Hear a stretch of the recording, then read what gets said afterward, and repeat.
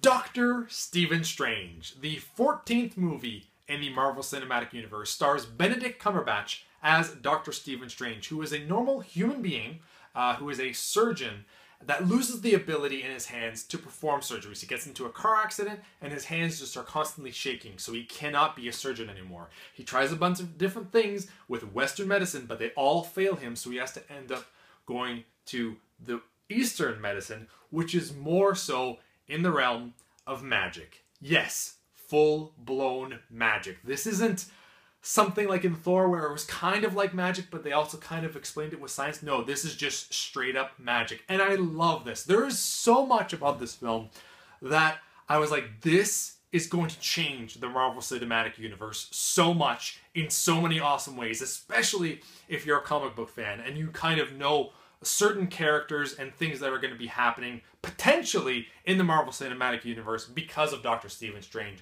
because of the inclusion of magic, because that they expanded more the world in the Marvel Cinematic Universe. If you enjoy the comic books and the Avengers and all that are kind of leaning more towards a comic book feel than more of like a realistic feel, you're in for a treat. There are a lot of Easter eggs in this, and I don't even know everything, but I caught on quite a few Easter eggs in this that I might talk about in a spoiler-filled review like in about a week from now.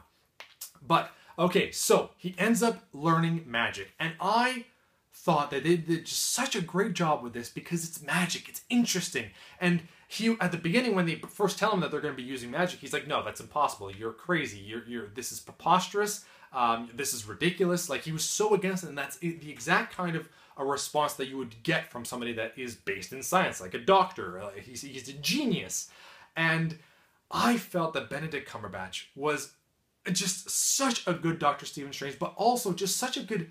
I like that Benedict Cumberbatch is in the Marvel Cinematic Universe. It's really hard to explain, but he's the perfect character that I want to be rooting for. He is an awesome hero. And Dr. Stephen Strange is really not at the beginning. He's basically an asshole, and then he slowly, eventually becomes more humble throughout the movie. So there's character progression. There is, he eventually, when he's learning magic, you're kind of, slowly learning. I think that was one of the few negatives of this movie, is that I wanted to see a little bit more of him maybe failing a little bit more, like in his training. They did still show a lot, but it's cool to I would have wanted to see just a little bit more of his progression in the magic training. They did a pretty good job with it, though. I will say that there's a few specific scenes, without spoiling it, that I would talk about in my spoiler-filled review that I really enjoyed.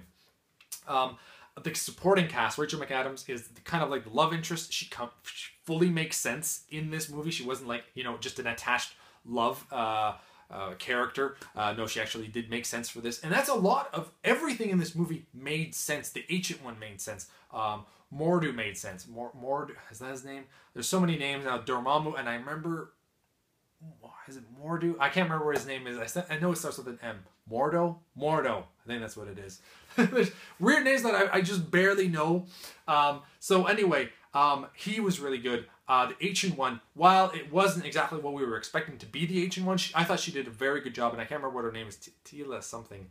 She did a pretty good job as the Ancient One. Wong was hilarious. Mad Milson as the villain.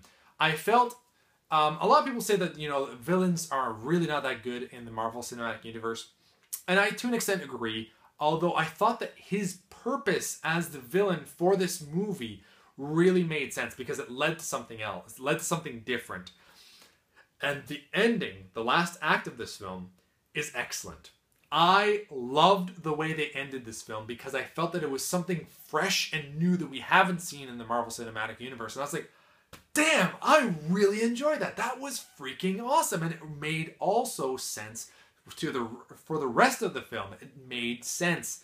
I can't explain it without spoiling it, so I won't try to explain it in this video, but it was awesome. The humor in this is also, like, there's a lot of humor. I was laughing at quite a few moments in this film. Just as you can tell, I just had a great time with this film. It is honestly in my top 3 favorite Marvel Cinematic Universe movies. And I recently just rewatched all 13 of them before I saw this, partly because my girlfriend hadn't seen all of them, and also I just wanted to kind of see them all in preparation of Dr. Stephen Strange, and it just helped with everything. So I thoroughly enjoyed this movie. Benedict Cumberbatch is amazing as Dr. Stephen Strange. The story itself is good. The character is good. The battles with magic and everything. Like, even I don't even talk about that, but like all the effects were really well done and reminded me a lot of Inception. But it's just the cool battles that they were having because they're using magic. It's so different from everything else. So I'm gonna give this movie an 8 out of 10, and I strongly recommend seeing this. Even if you're not really into any of the Marvel movies, I'd almost recommend seeing it because it could be seen as just a solo movie by itself because it's an introduction of Dr. Stephen Strange. And I think it would hold up on its own because it's so interesting and because Benedict Cumberbatch is just so freaking awesome as well. So thank you all for watching. You've been bearded in. Beardage.